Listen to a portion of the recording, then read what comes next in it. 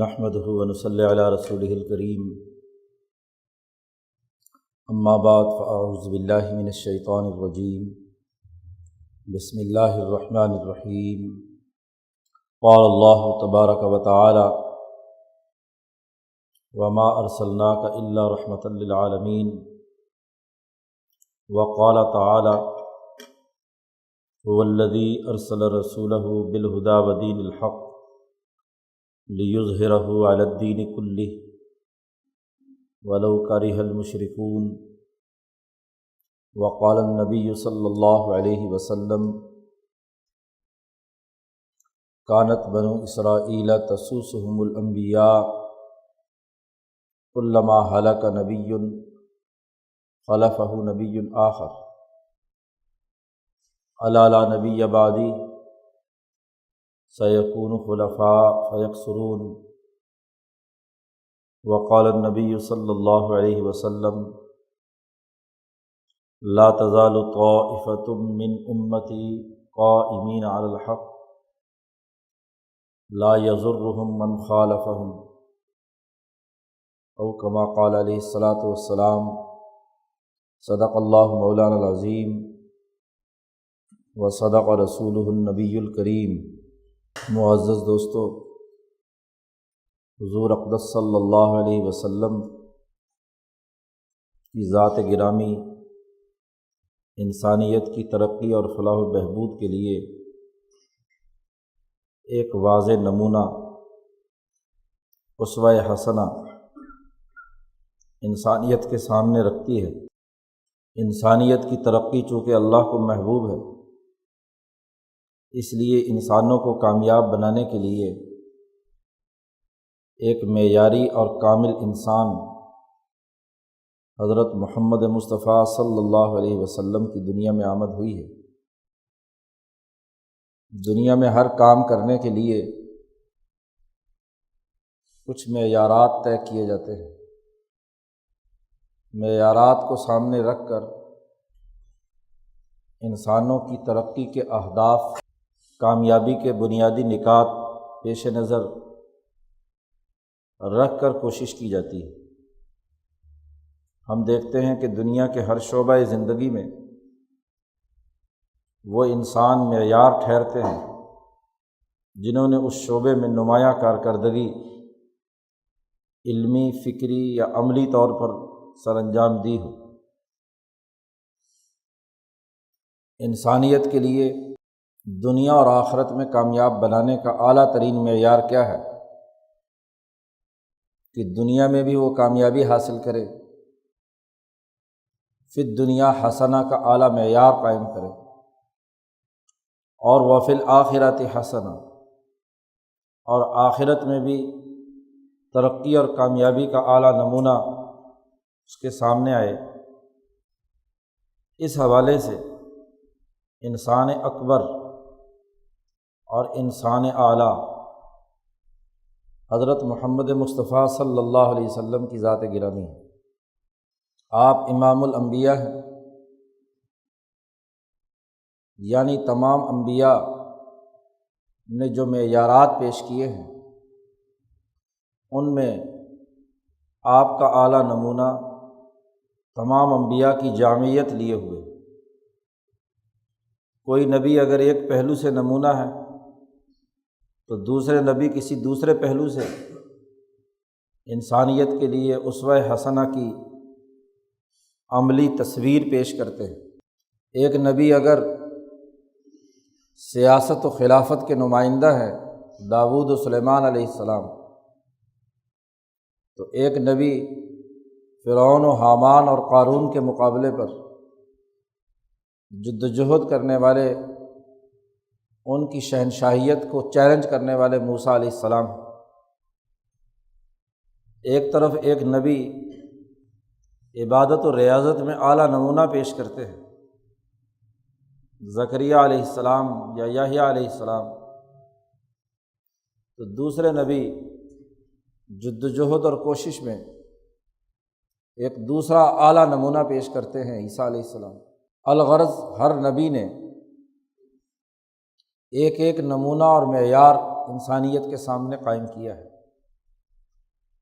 لیکن حضرت محمد مصطفیٰ صلی اللہ علیہ وسلم میں یہ تمام اسوہ حسنہ پوری جامعیت کے ساتھ قائم ہے۔ عبادات اور اللہ سے تعلق کا معاملہ ہو تو کوئی آپ صلی اللہ علیہ وسلم کی ذات گرامی تک نہیں پہنچ سکتا۔ سیاست اور خلافت کا معاملہ ہو تو بین الاقوامی حکمران کے طور پر حضرت محمد مصطفیٰ صلی اللہ علیہ وسلم نے ایک عمدہ معیار قائم کیا۔ قضات و عدالت، عدل و انصاف قائم کرنے کی، عدالتی زندگی کا نمونہ پیش کرنا ہو تو اس کا اعلیٰ ترین معیار حضرت محمد مصطفیٰ صلی اللہ علیہ وسلم کی ذات گرامی۔ ریاضت و عبادت، معاملات و تعلقات، معاشرت و معیشت، تہذیب و سیاست، غرض زندگی کا کون سا شعبہ ہے جس میں نبی اکرم صلی اللہ علیہ وسلم نے ایک اعلیٰ معیار اور نمونہ قائم نہ کیا؟ ہر نبی ایک ایک قوم کی طرف مبعوث ہوئے ہیں اور اس قوم کی زبان میں ان کی رہنمائی کی ہے۔ حضرت محمد مصطفیٰ صلی اللہ علیہ وسلم تمام اقوام عالم کی طرف مبعوث ہوئے ہیں اور ہر قوم کی رہنمائی انہی کے حوالے سے، انہی کی زبان میں انہیں آپ صلی اللہ علیہ وسلم نے عطا فرمائی ہے۔ آپ کی ذات گرامی کرۂ ارض پر بولنے والی تمام زبانوں پر عبور رکھتی ہے۔ قرآن حکیم نے ایک واضح طور پر ارشاد فرمایا ہے کہ وما ارسلنا من رسول الا بلسان قومہ، ہم نے ہر قوم کی طرف ان کا رسول بھیجا انہی کی زبان میں گفتگو کرنے کے لیے۔ الا بلسان قومہ، اس قوم کی زبان میں انہیں رہنمائی دی۔ رہنما قوم کے سامنے رہنمائی کا کردار انہی کی زبان میں کرتا ہے۔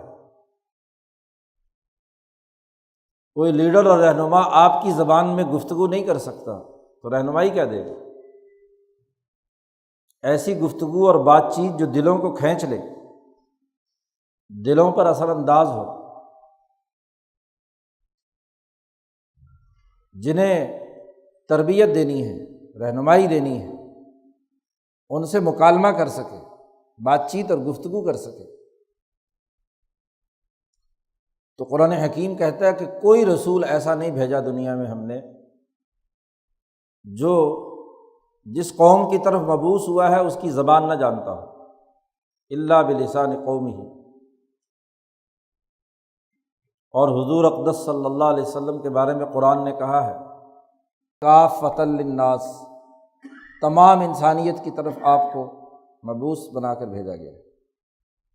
بخاری میں روایت میں حضور اقدس صلی اللہ علیہ وسلم ارشاد فرماتے ہیں کہ بعثت الی الناس کافۃ، میری بعثت تمام انسانیت کی طرف ہوئی ہے۔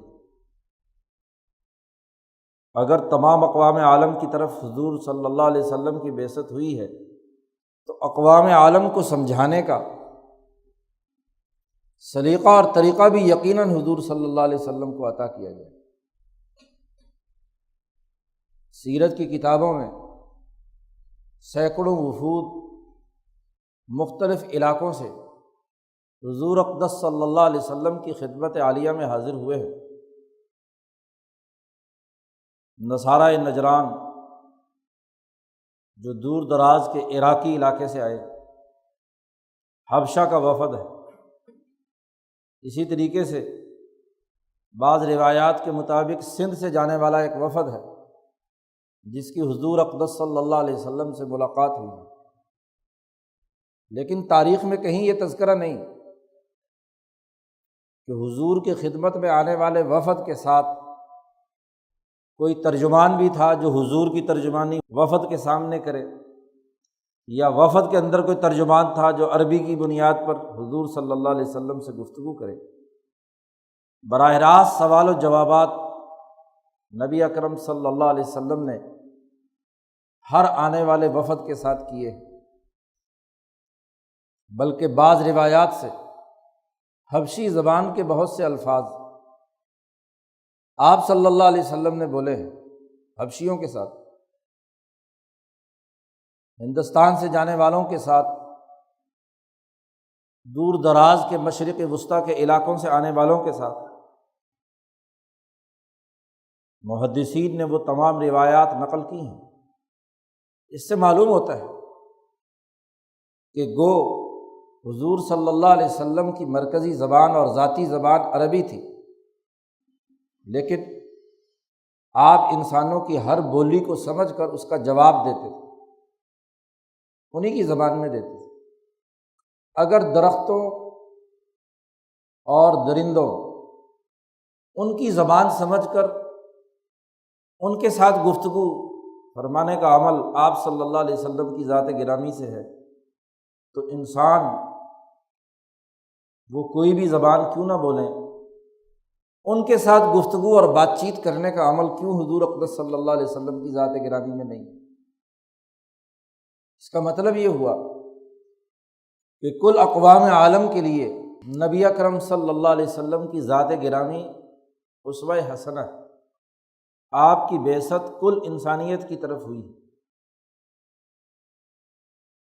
اس کا واضح مطلب یہ ہے کہ نبی اکرم صلی اللہ علیہ وسلم کی سیرت کے وہ آفاقی پہلو جو کل انسانیت کی فلاح و بہبود کے ہیں، انہیں سمجھا جائے۔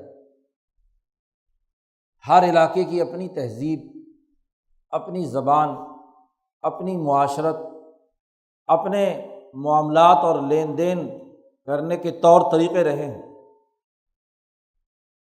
ان تمام طور طریقوں کے پس منظر میں انسانی اقدار و اخلاق بنیادی کردار ادا کرتے ہیں۔ اسلام کی آفاقی اقدار کیا ہیں؟ اسلام کے عالمگیر بنیادی اخلاق کل انسانیت کے تناظر میں کیا ہے؟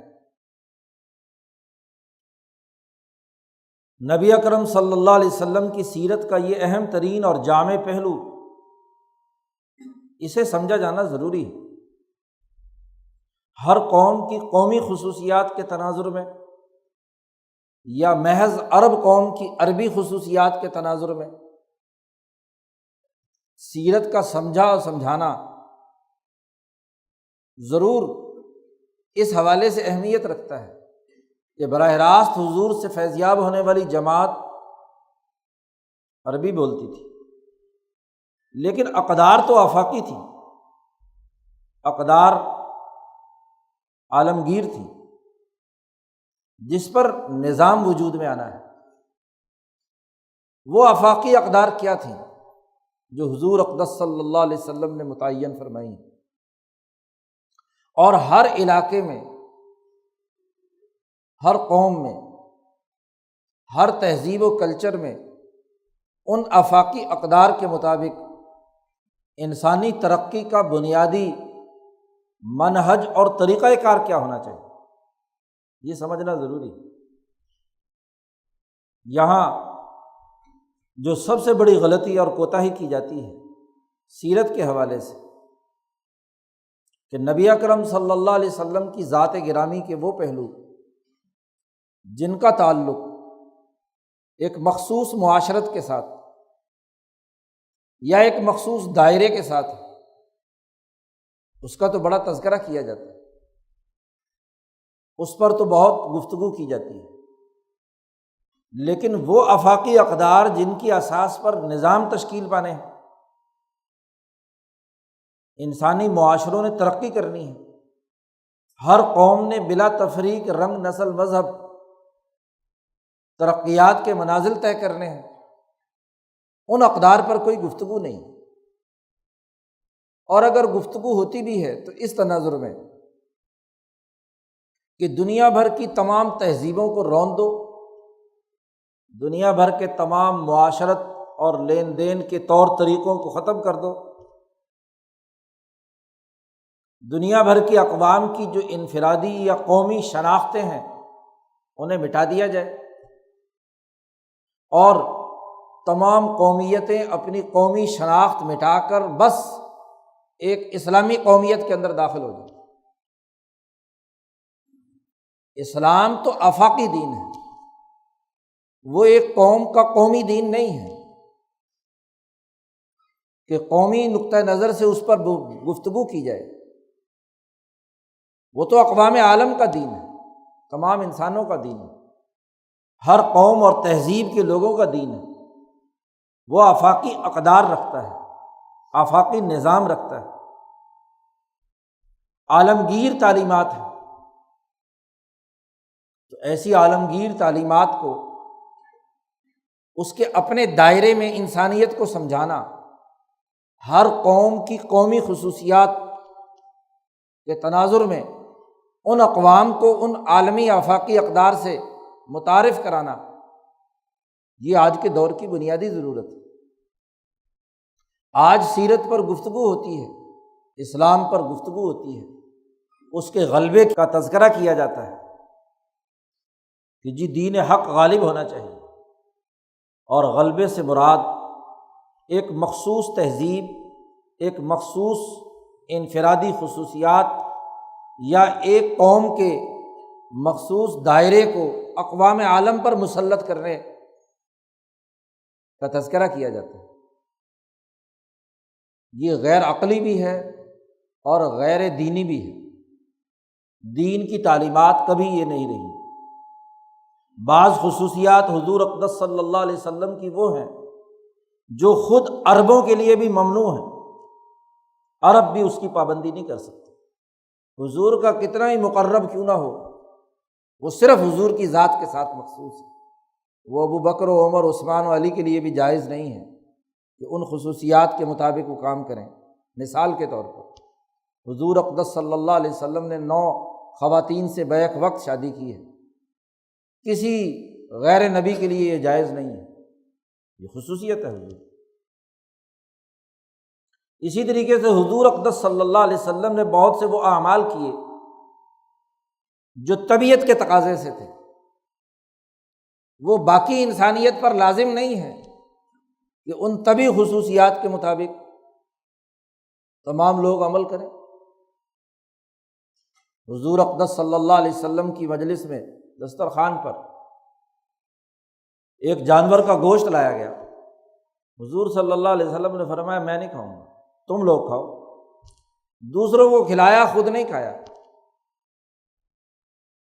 ان پر کوئی پابندی نہیں عائد کی کہ تم یہ گوشت نہیں کھاؤ، لیکن خود آپ صلی اللہ علیہ وسلم نے فرمایا کہ مجھے طبی طور پر اس سے پرہیز۔ تو کتنی خصوصیات ہیں جو حضور اقدس صلی اللہ علیہ وسلم کی ذات گرامی یا حضور اقدس صلی اللہ علیہ وسلم کی اتباع میں صحابہ یا عربوں کی اس اجتماعیت کے لیے تھیں کہ جو ان تمام لوگوں کی ضروریات کی کفالت یا بہتری کے لیے ان تمام خصوصیات کو تمام اقوام پر مسلط کرنا درست نہیں۔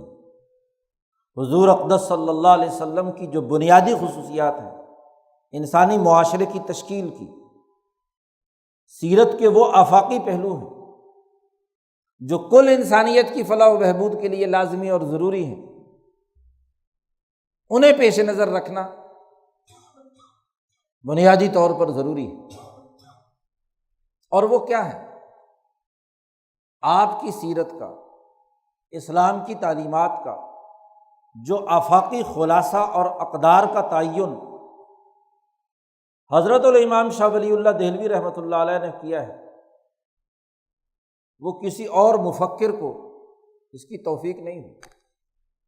امام شاہ ولی اللہ دہلوی وہ عظیم الشان انسان ہیں کہ جنہوں نے نبی اکرم صلی اللہ علیہ وسلم کی سیرت کے ان آفاقی پہلوؤں کو متعین کیا ہے جو انسانی معاشرے کی تشکیل کے لیے ناگزیر ہے۔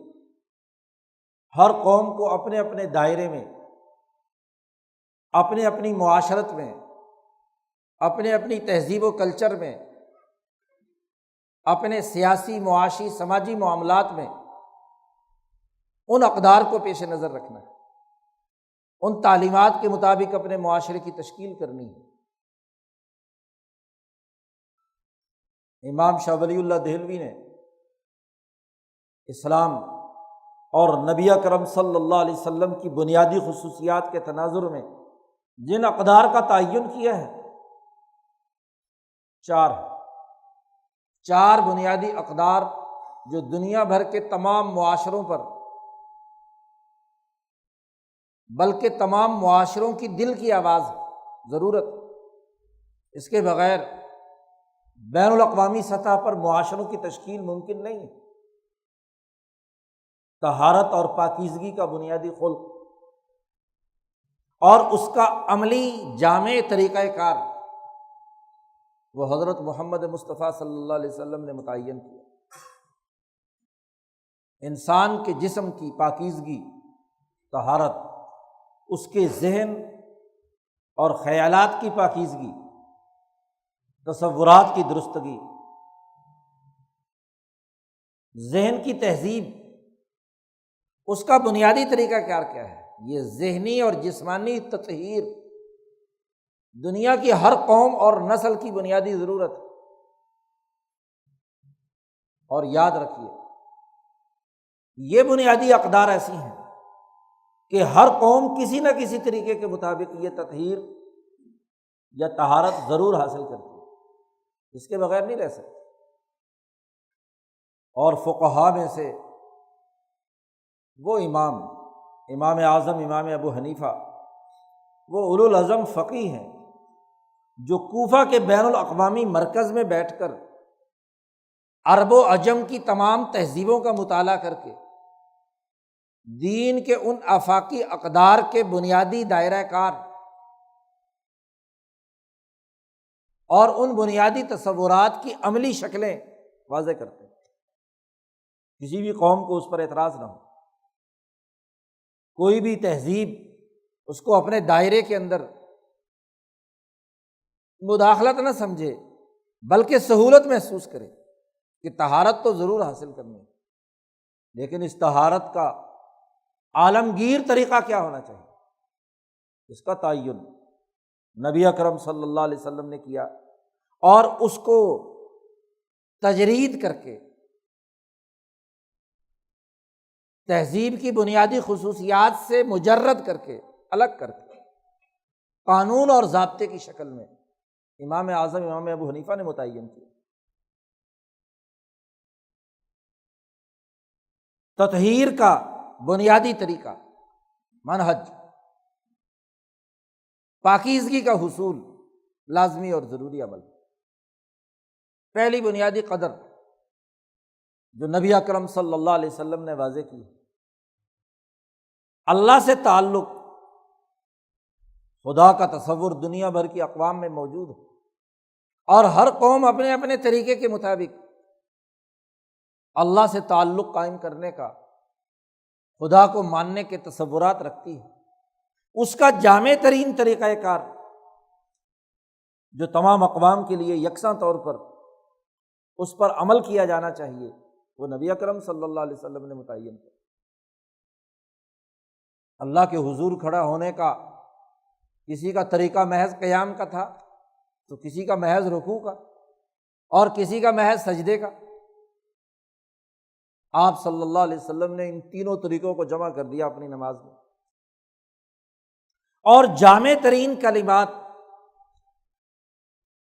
جو اس حالت میں کسی بھی بڑی طاقت کے سامنے پیش کیے جانے چاہیے تھے، وہ نبی اکرم صلی اللہ علیہ وسلم نے متعین کر دیے۔ آپ دیکھیے،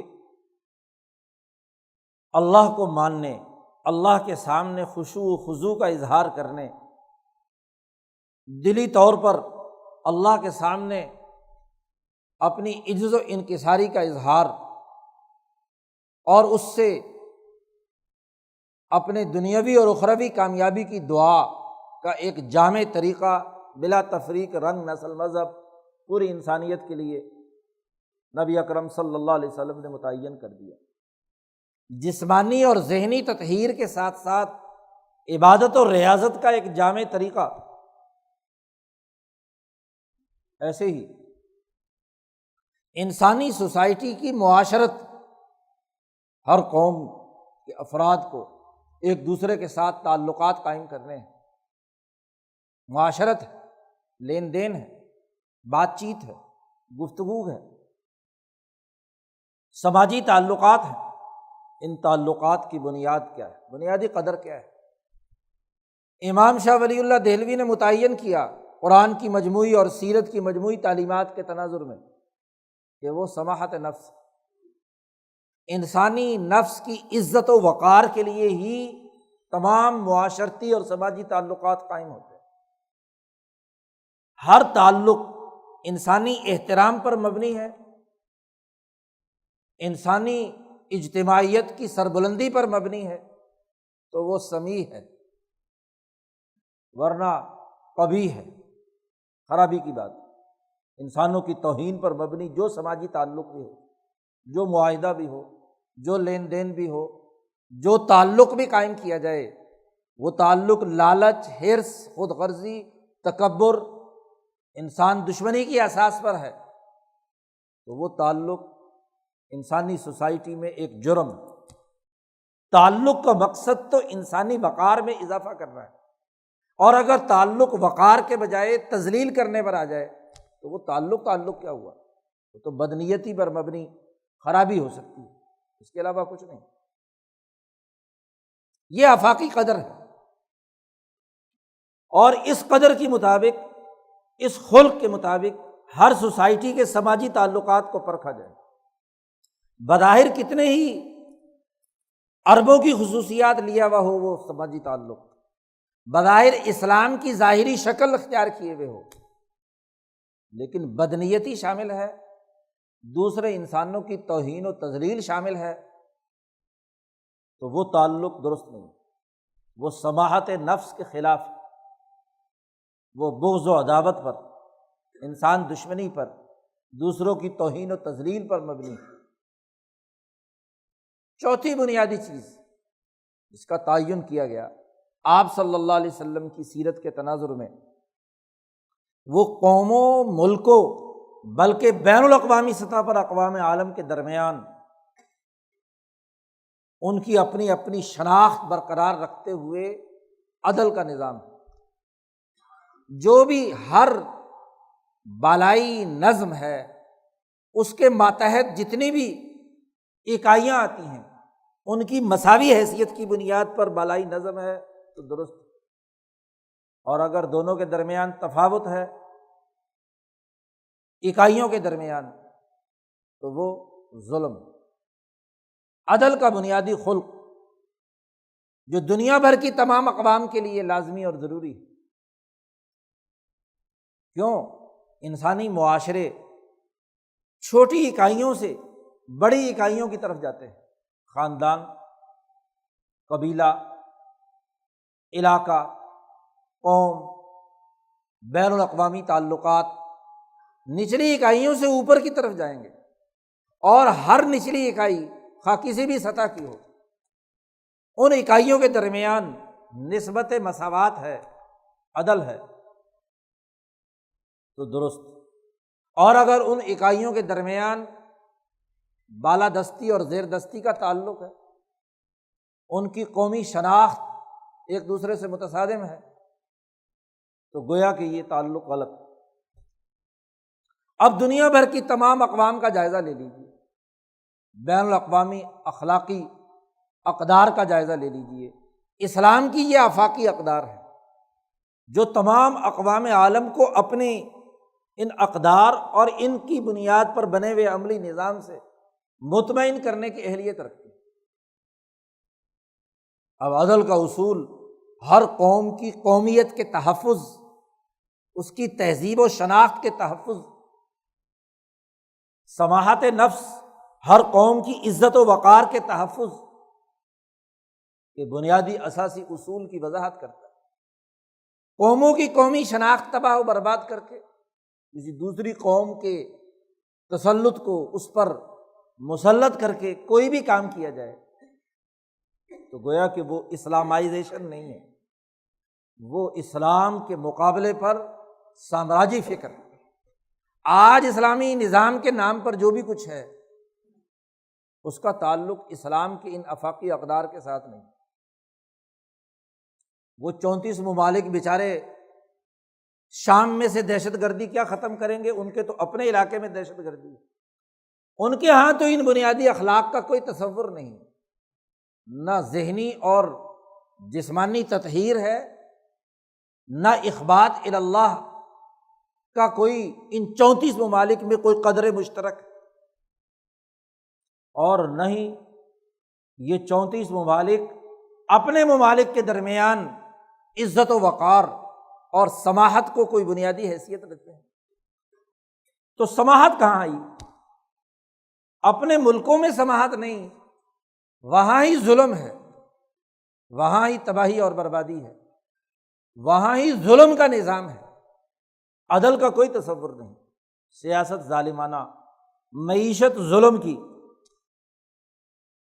سماجی تعلقات ایک دوسرے کے حقوق توڑنے کے۔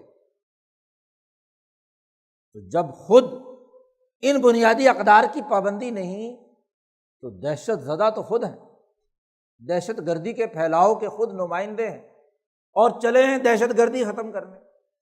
دہشت گردی کے خاتمے کا ایک ہی راستہ ہے کہ نبی اکرم صلی اللہ علیہ وسلم کی سیرت کے وہ آفاقی پہلو جو تمام اقوام عالم کو عزت و وقار دیتے ہیں، عدل و انصاف فراہم کرتے ہیں، انسانی ترقی کے لیے واضح راستہ متعین کرتے ہیں، انہیں اپنے معاشرے میں بھی اور دوسرے انسانی معاشروں میں بھی قائم کرنے کے لیے کردار نہ ادا کیا جائے، اس وقت تک کیسے دہشت گردی ختم ہوگی؟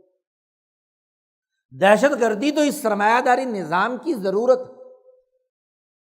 باہر کے ملکوں کا تو بعد میں دہشت گردی ختم کرنا، پہلے اپنے ملک میں یہ جو معاشی دہشت گردی ہو رہی ہے، 5 سالوں میں بقول آپ کے وزیر خزانہ کے 38 ارب ڈالر جو ہے انہوں نے لے لیے ہیں، اتنا بڑا قرضہ ملک پر چڑھا دیا۔ یہ معاشی دہشت گردی نہیں ہے، یہ سیاسی دہشت گردی نہیں ہے کہ اس سوسائٹی پر جعلی انتخابات کے ذریعے سے جعلی لیڈر اور جعلی حکمران مسلط ہوتے ہیں، یہ سیاسی دہشت گردی نہیں ہے۔ اسلام کے نام پر انسانوں کی گردنیں کاٹی جاتی ہیں، یہ دہشت گردی نہیں ہے۔ ناپ تول میں کمی، بازار کے اندر لٹنے لٹانے کا عمل، غریب کے اوپر استحصال اور ظلم اور جبر کا عمل، کیا یہ دہشت گردی نہیں ہے؟ پہلے اپنے اپنے ملکوں کی خبر تو لے لو، تمہاری اپنی حالت کیا ہے؟ دوسروں کی دہشت گردی ختم کرنے کے لیے میدان میں جاتے ہیں۔ حضور صلی اللہ علیہ وسلم جو رحمت للعالمین بن کر آئے، کل انسانیت کے لیے رحمت بن کر آئے، ان کا وہ آفاقی پیغام جو انسانیت کے لیے رحمت بننے کا تھا، وہ خود ان 34 ممالک نے اپنے اپنے معاشروں میں قائم کیا ہے، جو دوسروں کے لیے مسئلے حل کرنے کے لیے میدان میں ہے۔ حضور کو ماننے والے رحمت للعالمین ہونے کے بجائے زحمت للعالمین بنے ہوئے ہوں، پورے عالم کے لیے زحمت، دہشت، قتل و غارت گری، ظلم اور ناانصافی۔ اب سیرت کے نام پر ربیع الاول کے مہینے میں چراغاں بھی ہے، گانے بجانے کا عمل بھی ہے، نعتیں اور نظمیں پڑھنے اور تقریریں کرنے کا عمل بھی ہے، لیکن سیرت کی اساس پر وہ آفاقی اصول جو دنیا کی ہر قوم کو عزت و افتخار دیتے ہیں، ہر قوم کو ترقی یافتہ بناتے ہیں، سیاسی معاشی وقار دیتے ہیں، ان اصولوں کو پس پوش ڈال کر پھر کہا جائے کہ جی ہم سیرت بنا رہے ہیں۔ تو سیرت کا اگر مطالعہ کرنا ہے، سیرت کے ساتھ وابستگی اختیار کرنی ہے، حضور کی ذات کے ساتھ اگر محبت ہے، تو اس بنیادی تعلیم کو جو نبی اکرم صلی اللہ علیہ وسلم نے تمام اقوام عالم کی یکساں ترقی، خوشحالی، امن، عدل، انصاف کے لیے دی ہے، انہیں سمجھنا ہوگا۔ اور پہلے اگر اتحاد بنانا ہے تو اسے اپنے اپنے معاشروں میں قائم کرنے کی انقلابی جدوجہد کی ضرورت ہوگی، اس سرمایہ داری نظام سے نجات حاصل کرنی ہوگی جو قوم کو یرغمال بنا کر قومی دائرے میں باغی بناتا ہے، دہشت گرد بناتا ہے، قتل و غارت گر بناتا ہے، انسانیت دشمنی کا کردار ادا کرتا ہے۔ اس سے جب تک توبہ نہیں کرتے تو سیرت کے نام پر یہ غلط عمل یہ تباہی اور بربادی کا باعث ہے، دنیا کی ذلت بھی ہے اور آخرت کا عذاب بھی۔ اللہ تعالیٰ ہمیں دنیا کی اس ذلت سے بھی نجات عطا فرمائے اور آخرت میں بھی ہمیں ذلت اور رسوائی سے نجات عطا فرمائے، اور حضور صلی اللہ علیہ وسلم کی سیرت کے ان آفاقی اصولوں کو سمجھنے جس کی اساس پر اقوام عالم کو ترقی دینے کا ایک عالمی نظام وجود میں آئے، اسے قائم کرنے کی توفیق عطا فرمائے۔ وآخر دعوانا ان الحمد للہ رب العالمین۔